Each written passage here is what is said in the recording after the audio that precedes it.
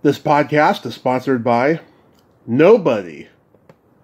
Hey fans, this is Deborah Lynn Gordon, better known as Ghoul of Your Dreams.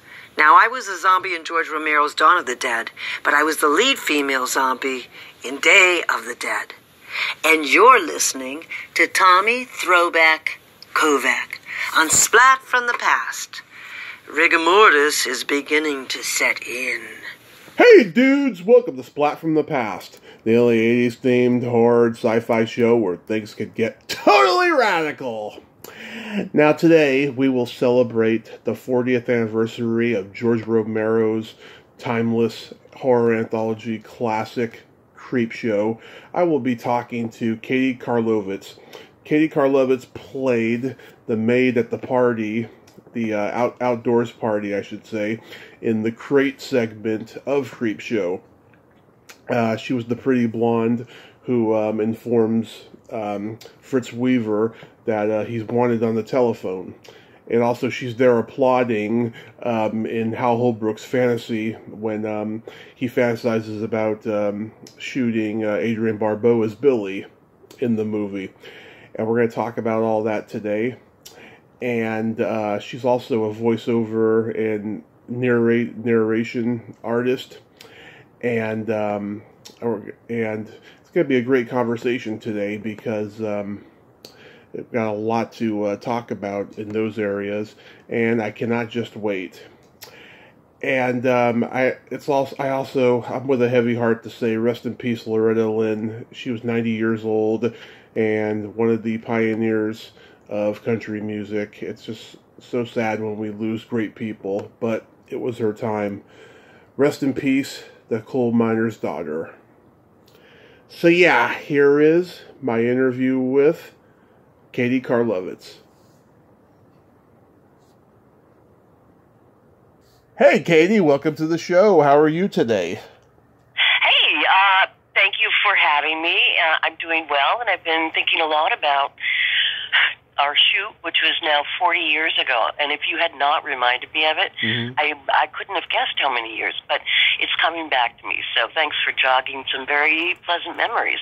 Oh, my pleasure. This is such a great honor. Thank you for taking the time today. Of course. So going back in time, did you gravitate toward acting early on in your childhood?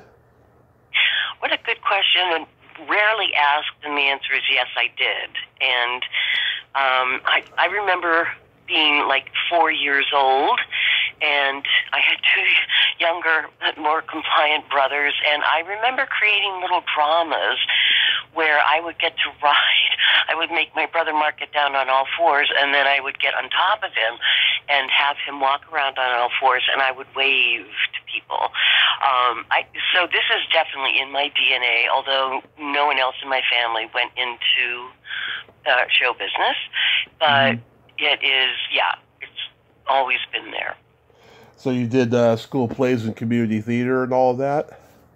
I did school plays. I did do community theater during the summers in high school. And then when I graduated from Carnegie Mellon, which is where George Romero and a lot of people who worked on Creepshow went, then I joined a professional theater company in Pittsburgh. So it was a stage company, and it was just fabulous because there were a lot of other Carnegie Mellon people there. So we were all very well trained and young and eager. And being in Pittsburgh was great. I got to do things at KQED. Wow. I got just all sorts of good opportunities.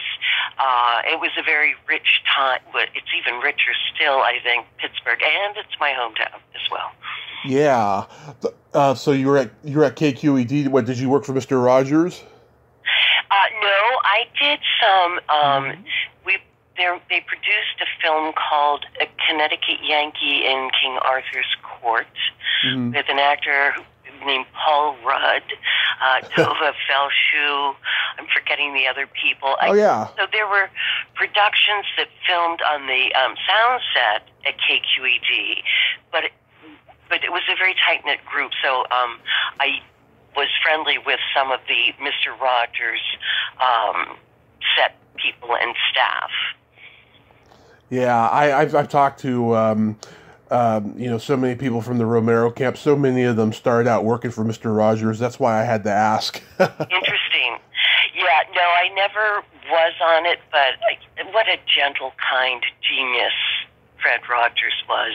And I would say sort of the best of Pittsburgh. I find that people from there tend to be on the kind side, passionate side, and I don't know why.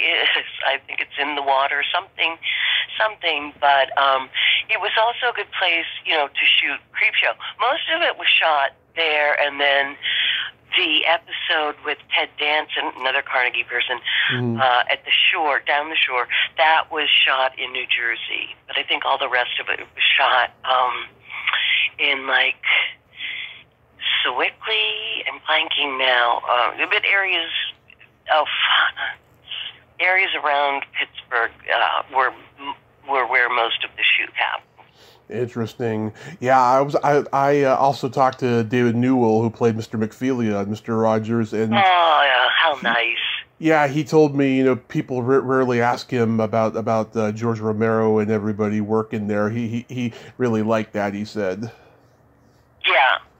Well, that's the thing. It was a very tight-knit group, and physically, the Carnegie Mellon campus was pretty close to the studios, the KQED studios, and everybody sort of lived in that area. So it was just conducive to running into people that you worked with, and just knowing what was going on, and it was good times. I have to say, I was very fortunate to be around then. And Creepshow was my first feature film. I did a couple of others. Passed Away, written by Charlie Peters, also from Carnegie Mellon.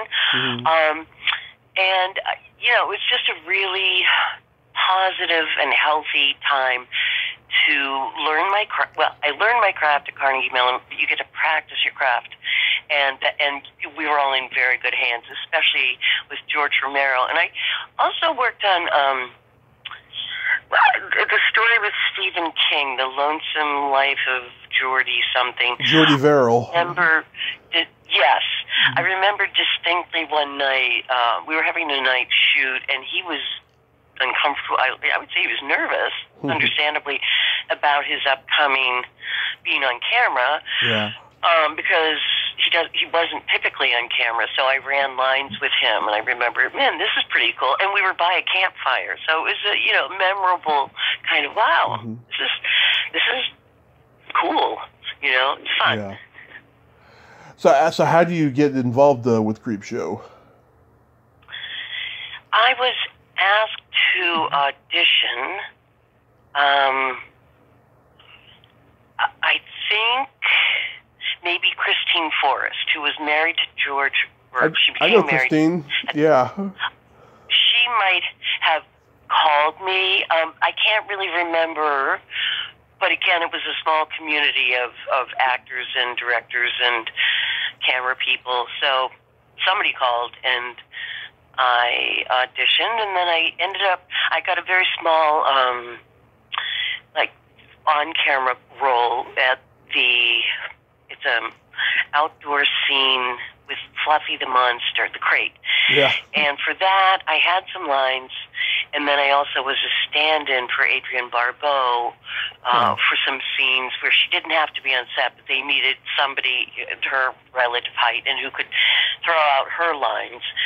So I did that for her, and then I was also a stand-in for Vivica Linfors in a few scenes, and that was the one that took place in the mansion, the birthday cake or something.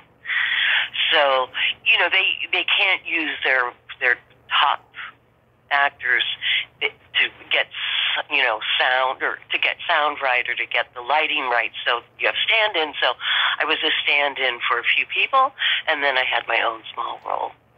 Wow.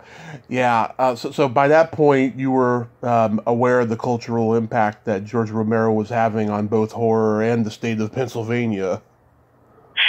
Yes, I was aware. I was maybe a little too keenly aware. I remember the first day on the set, I was just so nervous and so sure that somebody was going to find me and come up to me and say, "We have made a terrible mistake, and you are dismissed. We're not going to be working with you. And I remember going to the dining tent, and there was all this long, tables stretched with food, and I could not eat a bite. I was just so uncomfortable, so, anxious. And this was just, on the set. We hadn't done anything yet, but, there are all these people walking around who have clearly been doing it for a long time, very comfortable with the drill, and for a newbie, and it was George, and it was Stephen King, and there were, Carrie Nye. Mm-hmm. So it was unnerving at first, but then, with film, it's hurry up and wait. So after not too long, I became comfortable with the drill and understood, oh, okay, this is how we play this, how we act this. But it was fun. Wow. Yeah, this movie has impacted me since I was like 8. Our local UHF station in the Bay Area used to play it every Halloween, and every time it was on, I'd watch it. I'd rent it a couple times a year. To me, it's the quintessential horror anthology movie. It's so well made. I think it's some of Tom Savini's best work in terms of gore. It's just definitely. It's just a masterpiece. Do you have a favorite? He did all of the special effects, but Fluffy was the monster in the crate. Was that right? You named it Fluffy, of course. And did you have any other special effects? And he is a maestro of that makeup. And his hero is Dick Smith, as I'm sure you know. Oh yeah, Dick Smith influenced Rick Baker and so many people. Yes. Yeah. The thing about Tom, and he's probably spoken of this, but he was in Vietnam, and he was a photographer. Yeah. He would, go after a battle ended to shoot, and that certainly impressed him. I know it. How could it not? In terms of his later work, as what he decided to go into. Yeah, it's pretty interesting. I've met him twice at conventions, and first time I met him, he was very quiet, very aloof, and then the second time, he was in a good mood because he had been honored at the after party the night before, and I actually had a conversation with him that second time, and I've interviewed his niece twice on here, and yeah, he's a pretty interesting character. He's intense, but if he comes across as aloof the next time, you just tell him that Katie said perhaps it would be okay, and to remember that he is from Pittsburgh.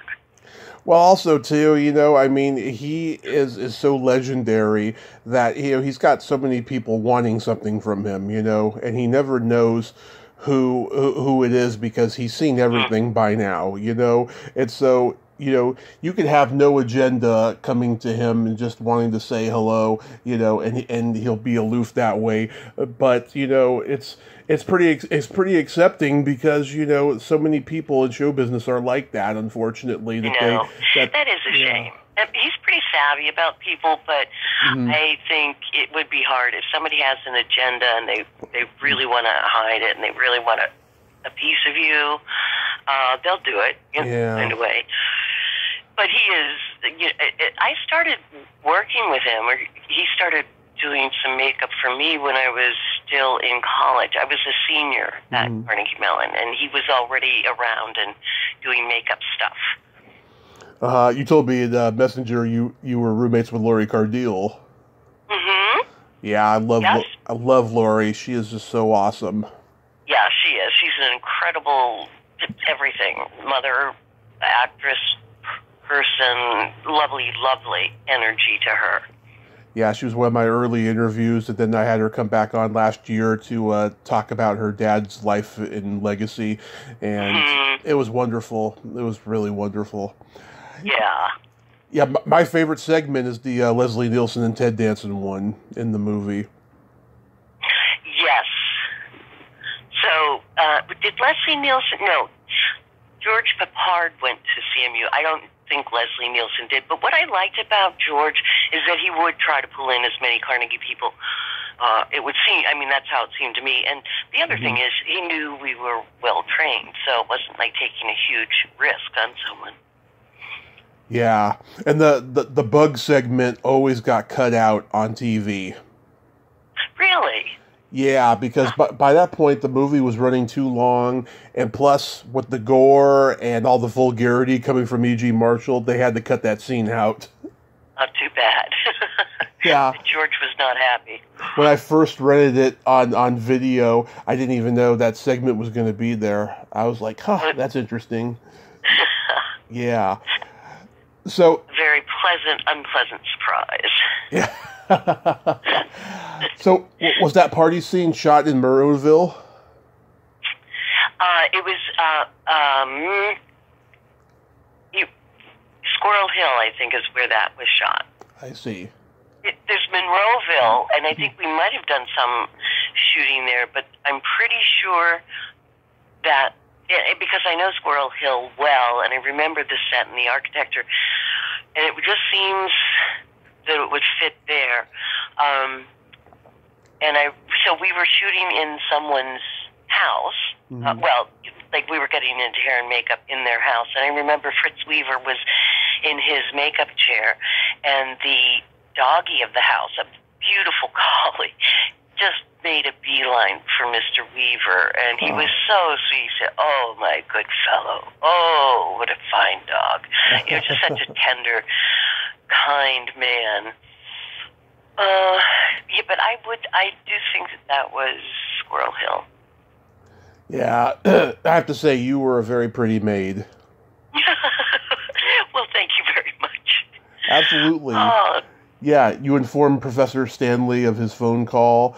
That's your one line that did end up in the movie, but yeah, you had other lines that were cut? I do think I had more than one, and then I was also supplying, in some scenes, I was supplying Adrienne Barbeau's voice. You might not know, so my voice could be in it in the scenes where I was her stand-in. So it was a scene with her and Hal Holbrook. And rather than have her on set, they took me, and I tried to copy her voice. I did that the same, so that's like a voice stand-in thing, and I remember doing the same thing for the movie Copland, and it was Annabella Sciorra, and there were some scenes that they needed to have her voice covered, and I'd never done anything like that. That was very cool. So you go into the studio and you're looking at the scene, which is shot from, over her shoulder, so you just have to try to figure out where her lips might be moving, and, But anyway, things like that are fascinating. I can see why you are a devotee of the subject. There's so much involved. Oh, yeah. From this particular movie, you're my fourth guest. I've talked to Adrienne. I've talked to Marty Schiff, John Amplis. Nice. Yeah. And I'll tell you, I crack up when I see you do that smile after, the fantasy of shooting Billy, that smile you do. I'll have to have another look. It's been a while since I've seen it. Maybe they'll run it locally this Halloween.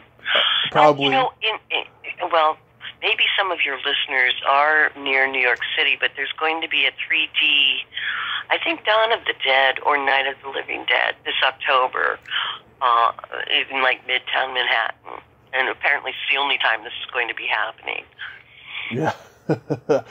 Yeah, it's very funny. And Christine says, "Bullseye." There you go.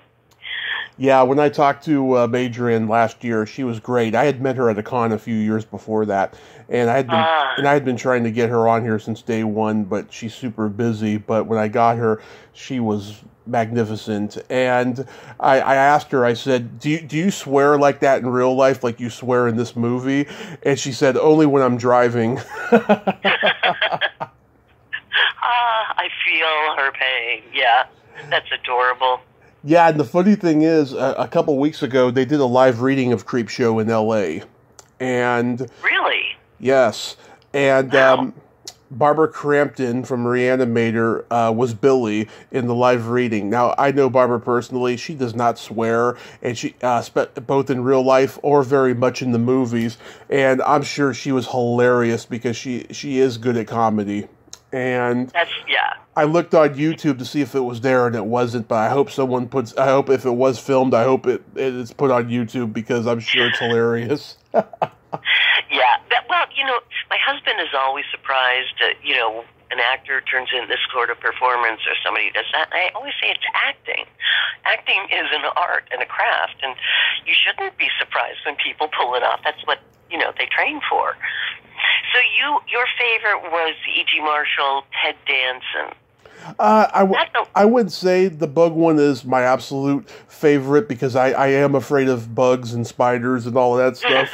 But my two favorites would be Father's Day and the Ted Danson Tide one.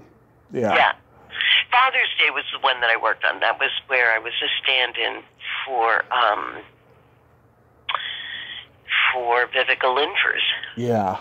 What was she like? Well, I'll explain it like this. Okay. On my Creepshow poster that George autographed, he said, "Katie, thanks for everything, especially for being Vivica." So I didn't know quite what he was meaning, but I guess he felt that was doing them all a great favor. Okay. I guess that would be about all I could say on that. Well, being a star in was it Sweden she was from or wherever or Norway or whatever. Yeah, I mean I can imagine that. But she was so damn talented. Oh my God. Oh, very. She won an Emmy for guest starring on the show Life Goes On, where she played this teacher who regretted not pursuing her dream instead of teaching kids, and she was being haunted by her younger self, and she was just so transcendent in that role. Oh, how cool is that? And, her son is a director, Christopher Tabori. Although I don't know what he's been doing lately, but I do remember she was talking about him. And the other interesting person that I stood in for was Carrie Nye. Mm-hmm. And she's, what a pistol that woman was. She was married for many years to Dick Cavett. And she's in Father's Day. She plays the blonde mom. And she was another, just very professional. These people all came prepared, mm-hmm. were not demanding, at least of me. And, it was just, and the main thing is, it was George. He set the tone at the top. And, he was just so affable and calm and in command. I remember one night when we were doing this night shoot, and one of the techies he's a very handsome guy, and we called him Chiz for Chisel Face. Yeah. And so George gave the direction. He said, "Chiz, put the branch, that tree branch, out into under the light." And he did, but then he said, "So hold it there under the light." Mm-hmm. And then the tree branch was moving too much, and George said, "Okay, now someone hold Chiz." So it was really a very cute little moment of, "Chiz, can you hold the branch?" Yeah. No, somebody has to stabilize Chiz. And that's just the kind of guy he was, He's just witty and smart. That's funny. John Lormer, who played Nathan Grantham in Father's Day, I knew his grandson. We all lived in the Bay Area, and he was a regular at a lot of the bars. And I swear to God, when he would be so drunk, he would be banging his fist on the bar saying, "I want my drink." I want my cake. Or did he want his drink or his birthday cake? He wanted a drink at the bar, yeah. Yeah. Oh, I got it. Yeah. Yes. It's funny to talk about this because I haven't in all these years, but I'm having a lot of memories, visual memories, like that scene where he's pounding, and then he gets themed with a really heavy ashtray. I remember that. Yeah. Does anybody know whatever happened to Elizabeth Regan? No. She played Cass. Right. And I don't know, but I thought she did a good job. I thought she was very well cast. Yeah. And then who's the guy who played her brother? Warner Shook. Warner, yes. So he had done other things after this, but I don't know. Again, I mean, that was so long ago. I know that he's a theater director now, and he gets invited to Living Dead Weekend. Oh, well, that would be lively fun. I'm sure it would be. I'm surprised they haven't asked you to do it. Well, now maybe that people will hear this, I'll get an invitation. That's adorable. Yeah, I hope luck comes my way and I get to go to a Living Dead Weekend eventually, because I've just heard it's so much fun, and Georgia Spirit is there and everything. Yes. Well, maybe Tom Savini will get you invited. Now that we've spoken of him, I'm sure somebody will let him know that we've been talking about him. He has pull in these things, I understand. I doubt it. Let's see what happens. I remember I asked Galen Ross to come on the podcast when I first started, and she turned me down, sadly. And oh my God! I mean, I've talked to so many people from the Romero camp, and yeah, they're all just such great people. I agree. Yeah. Any other memories from Creepshow? I remember Richard Rubenstein, the producer, driving this sports car very quickly up the hill, approaching the house on the hill where Father's Day place, and he wore this wig. He had a full beard and this wig that made him look rather rakish. Yeah. And I just remember watching him in many takes flying up the hill. And I think what was really going on is that he loved racing that. It was a pretty snazzy car, too. So we had many takes of that one particular shot. What else? I recall it as a very positive and informative time of my life. I think I was maybe, 26. So when we shot it, so it was a good experience early on in my career, and sort of helped establish sort of a certain bar. Well, Carnegie Mellon did that, but this Creepshow and a lot of the other acting that I did, I continued on with Carnegie Mellon people. So it was just a good experience all the way around. And I thank you so much for asking me to talk to you. It's bringing a lot of fond memories back, so maybe I will have to watch it again. Yeah, so did George ask you to be a part of anything else after this?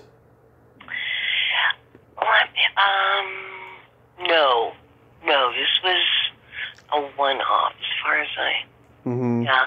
So he'd already done Knight Rider, right, with Tom? Yeah. And Ed Harris. Oh, this is another memory. So Richard Rubenstein, Richard's brother, Donald Rubenstein, wrote some of the music, if not all of the music, for a number of George's films, but I think including Creepshow. And I do remember that he was a friend of Ed Harris. Was Ed Harris in Creepshow? I'm blanking. Yes, he was. He was. What was her name? Elizabeth Regan's husband. Oh, okay. So he was in The Birthday. So one night, so we shot in Pittsburgh, but then I came back to New York. Donald Rubenstein came back to New York, and Ed Harris came back to New York. And so Donald and I were hanging out one night, and he said, "Why don't we go and hook up with Ed Harris?" And I said, "Okay, why not?" And I'd already been around Ed Harris and spoken to him. But I remember that we were in some West Village area, and we were outside. I think it was autumn, So maybe at the end of the shoot kind of thing. And we had a football that we were throwing back and forth. And I remember Ed Harris says, just yakking, and he goes, "Man, it isn't always easy being a person." Yeah. And I thought, well, if you think it's not easy being a person, let me just tell you what the rest of us think. But it was said so genuinely, and I have no idea I'm sure it was not easy being a movie star, but I remember that. Yeah, it's so crazy how, he went to college with Christine, and, George started his career, but yet, I get it because, he's gotten to that high level of being a movie star, but, I would at least credit, George for, starting his career. Mm-hmm. I didn't know that, but you're probably right. I think he started a lot of people's careers. Oh, yeah. The director, Ernest Dickerson, started working for him as a cinematographer. God, so many people. Yeah. Mm-hmm. Maxine Lapidus, who was a comedian and comedy writer. She was a zombie in Dawn of the Dead. So, yeah, I mean, he started a lot of careers. Is Donald Rubinstein a good guy? Oh, yeah. I haven't been in touch with him for many, many years. I know he moved to L.A. and was working as a musician, but it's been decades since I last... But at the time, yeah, we used to hang out together. He was a good friend. 10 years later, you had a part in Passed Away. What do you remember about that? Well, you do your homework. Well, I can tell you that Charlie Peters, who wrote it, is Carnegie Mellon. He was, I remembered him so clearly, Bob. And he recently died, the British actor, Bob Hoskins. Bob Hoskins, yeah. Well, it was talking with me. I was talking to Charlie, and Bob Hoskins was sitting in his director's chair. And Bob Hoskins starts making great fun of Charlie. And Charlie is not only quite witty himself, but he also went to boarding school in England, and he understands the British way of busting chops. So I just remember thinking, this is the coolest thing ever. These are just people who are not regular, but they're behaving in a very regular manner. Yeah. There was no artifice to him. He was just delightful. So, but that was a shoot. That was just a one-day shoot for me, but it was fun. My dad took me to see a movie when I was 9, and the trailer for Passed Away was at the beginning, and we thought, that looked funny, but then we never saw it. Okay.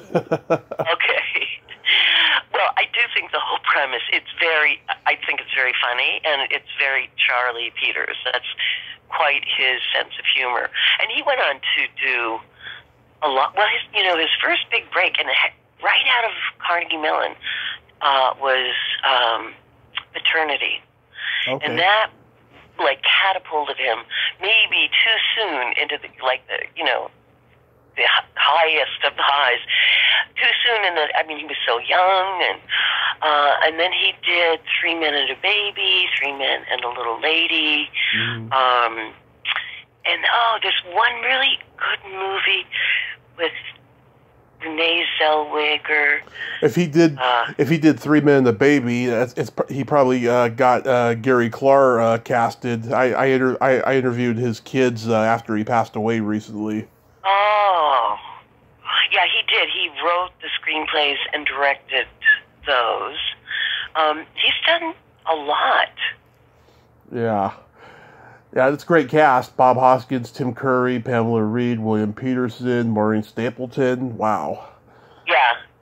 He also directed Jude Law in, I think, a film called Music from Another Room. And this was before anyone knew who Jude Law was. And Charlie said he's going to be a major star. And he was right. So we all know how inaccurate IMDb can be. Are there any other films or even TV you did that they may not have mentioned? Oh, gosh.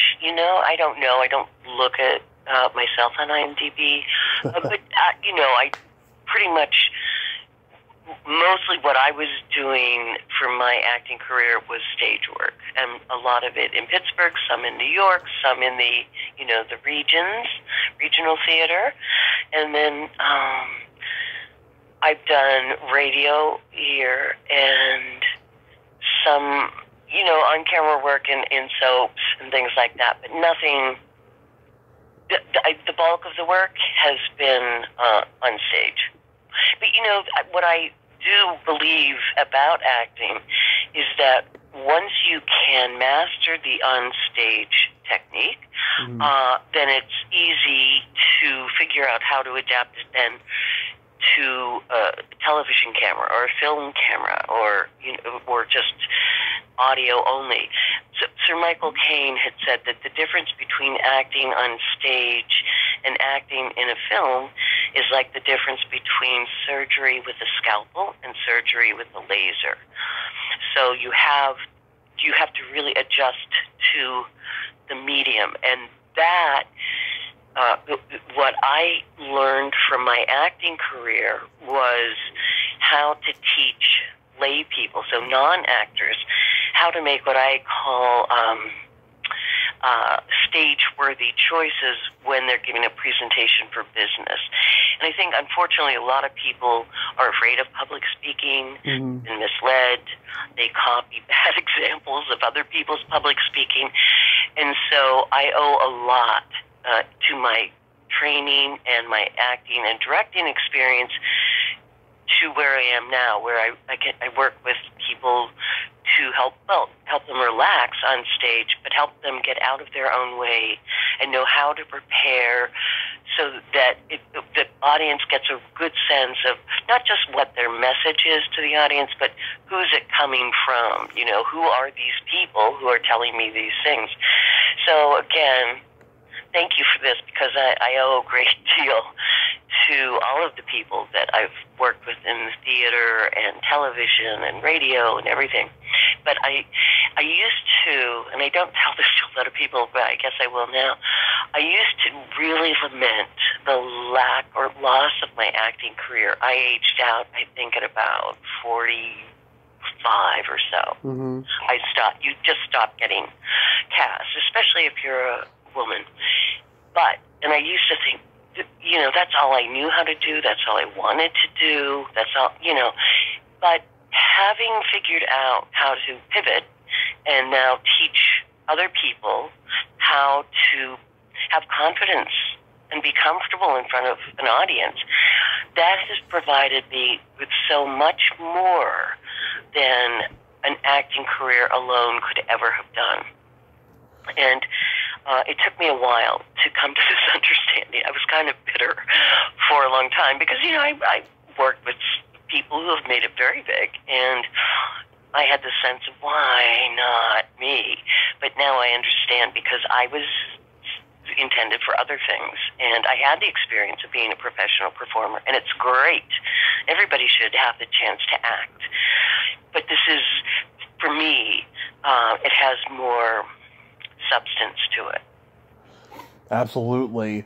I mean, I listened to your voiceover reel. You are a natural, Katie. You can change the pitch of your voice in such a freak-like way. It's impressive, really. Well, thank you. Yeah, well, again, at Carnegie Mellon, you have voice classes and speech classes. So I used to not have much vocal strength. And I also was wildly animated vocally because my mom was. And I grew up and she would say, Katie, I think it's really about time that we go to horn so we can get you a new blouse. So that I would tend to, when I would go into voiceover auditions, I had to really modulate that natural rhythm of up and down and up and down. And I do think that once you have some vocal technique, that it can be extremely helpful in business. And I am addressing now all of the people who have phone phobias and would rather text or email. And my whole point as a business coach and a communications coach, you have to be able to pick up the phone. You cannot avoid it. And it's not brain surgery. None of this is. Mm-hmm. But once you learn just the basics, you're going to have that much more, let's say, tools in your toolbox as a leader, as a business person, as a presenter, and in your real life. Mm-hmm.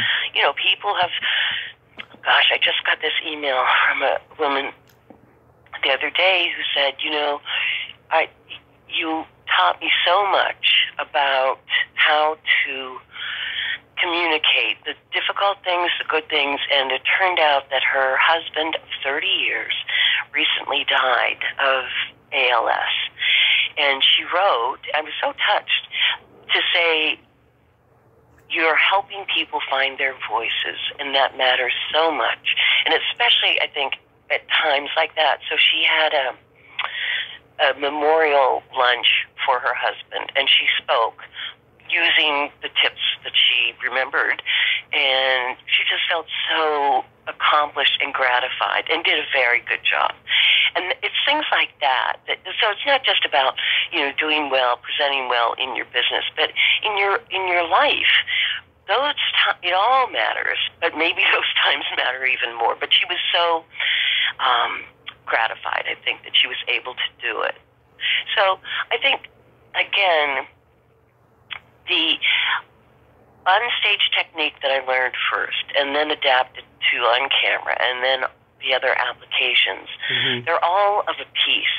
And what I want to say about that is it is never too late to learn any part of this. Right. To learn voice, to learn speech, to learn how to give a live presentation.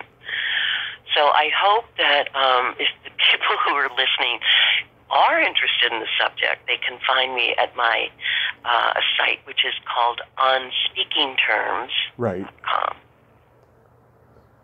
I did stand-up comedy for 10 years. I'm not shy speaking in front of people.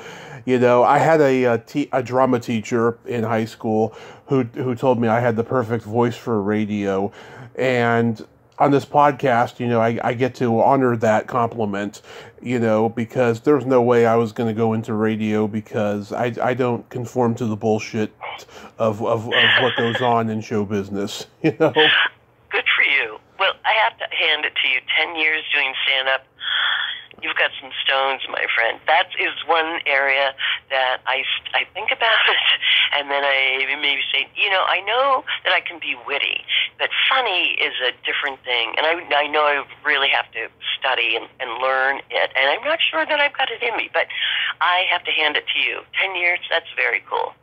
Yeah, it was fun while it lasted, and, you know, I stopped doing it shortly before the pandemic, moving up here to Redding, California, because of poverty reasons that happened. You know, there's no comedy up here, but, you know, maybe I'll go back to it someday, who knows, but I just love what I'm doing now with the podcast and everything. Good for you, and it shows. I can hear it. Oh. And how long have you been in New York for? I moved here in the early 80s. Oh, okay. And then, so I lived in Queens first, mm-hmm.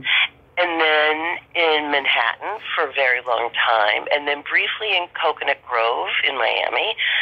And then now, for about 21 years, I'm living in a little town just across from Midtown Manhattan called Weehawken, New Jersey. And Weehawken is where Alexander Hamilton and Aaron Burr had their duel.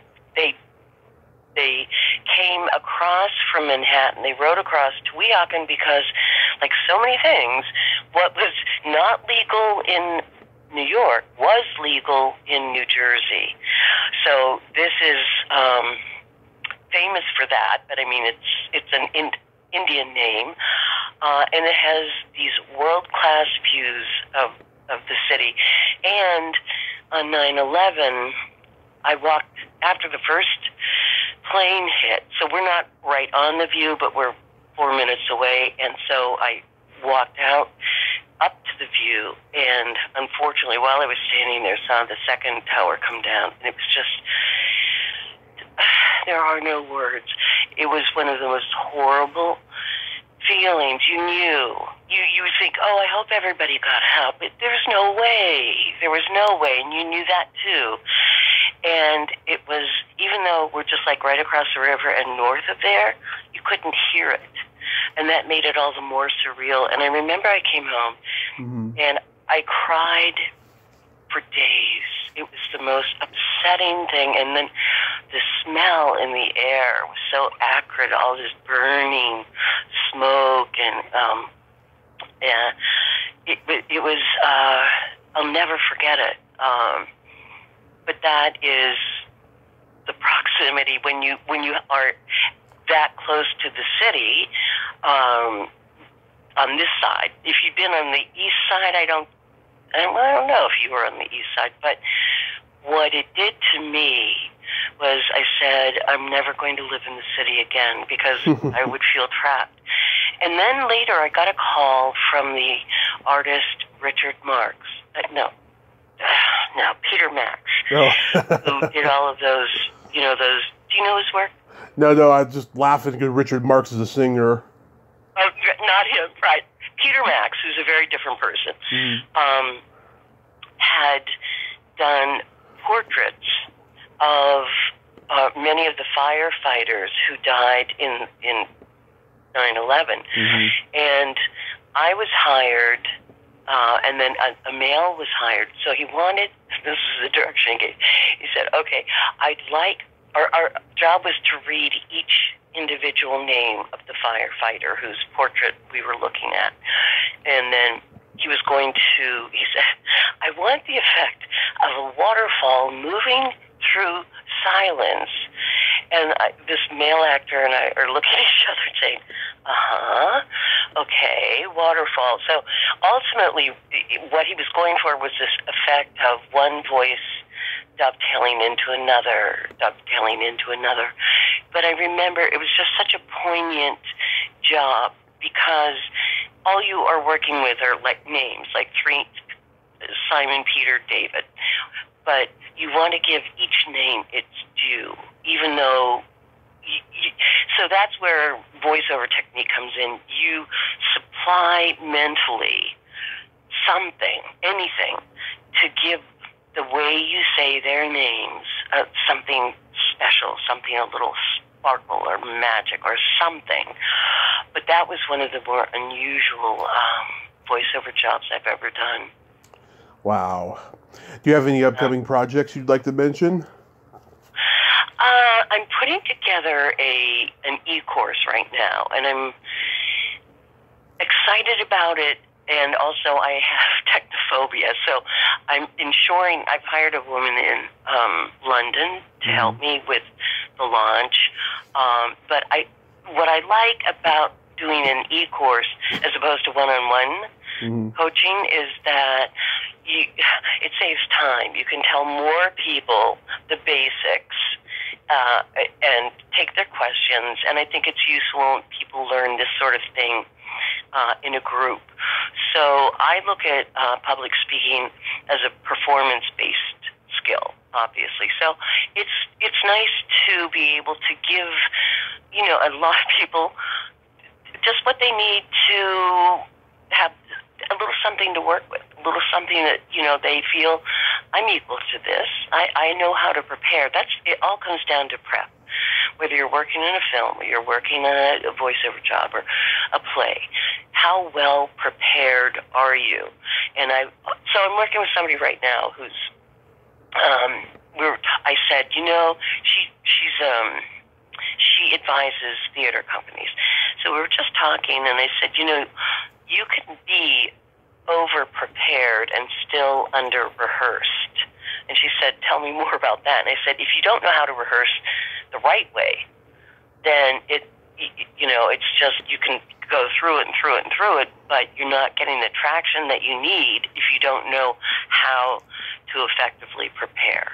And I think each medium, whether it be podcast or on camera or live, has its own particular way to prepare for. And if you are prepared and you trust your prep, then the best thing you can do is just let go and get out of your own way so people can see you for who you are. So Samuel Johnson, who was a contemporary of Shakespeare, said, "Language most shows a man. Speak that I may see thee." So I thought, yeah, that's right. It does reveal a lot. So I hope this has been helpful. It sure has. Real quick, we got to play my secret silly game. Okay, sure. I'm up for it. This is a series of silly slumber party questions. Okay. It's a lot of fun, and how the game works is I ask you the question, you answer it, and then you ask me that exact same question, and I answer it. And feel free to comment on the answers, because they'll be funny. Okay. Katie, are you ticklish? Yes, I am. Are you ticklish? Oh, I'm so ticklish that if you tickled me without warning, I'll hit you in the groin. Made me snort. What's your favorite part of the body? It could be anything. Say again? What's your favorite part of the body? It could be anything. My favorite part of my body is my brain. What is your favorite part of your body? You are very smart, I have to say. My favorite part is the belly button. Okay. What color are your toenails painted? They are not painted any color at the moment, but it's been on my mind to go and get a pedicure before it gets icy. What color are your toenails painted? Right now they're not painted, but last time they were purple with sparkles. My kind of guy. Yes. That is cool. What would you say is your best personality trait? I would say my best personality trait is my loyalty to people. What is your best personality trait? I have empathy, and I have no filter. You made me snort a second time.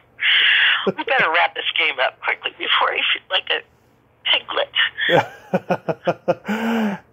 My favorite question, is there a stinky smell that just makes you gag?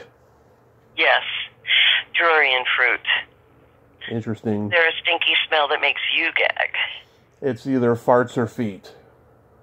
Yeah, trust me on this. Mm-hmm. Those are roses compared to durian fruit. I had it in Vietnam. The smell is notoriously hideous. I don't know how people eat it. They say, oh, it doesn't taste bad, but how do you get near enough to... Anyway, you should look that one up. Yes. Okay, I will. Yeah. And I have a joke for you. Okay. What do you call a boy that doesn't masturbate? What do I call it? An anomaly? A liar. Yeah, that's what an anomaly is. The same thing.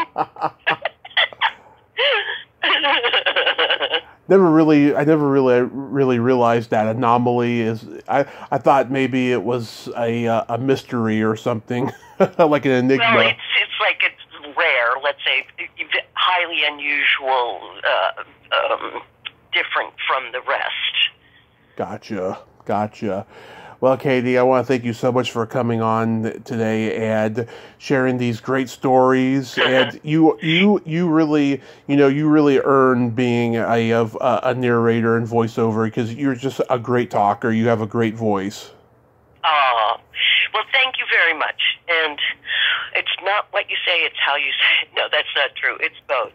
But I have to say, this has been way more fun than I expected it to be. Aww. And thanks for just bringing back so many really pleasant memories.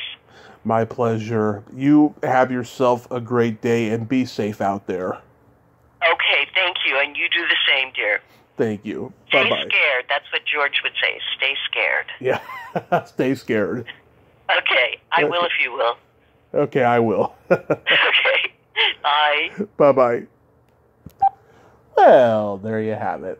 Katie Karlovitz. Ain't she a sweetheart? Oh, what a great lady, huh? And it was great talking to her. And she's got some great stories there. What a voice, huh? What a voice. Well, until next time, this is Tommy Throwback Kovac saying, there's no shame in living in the past, because the present sucks.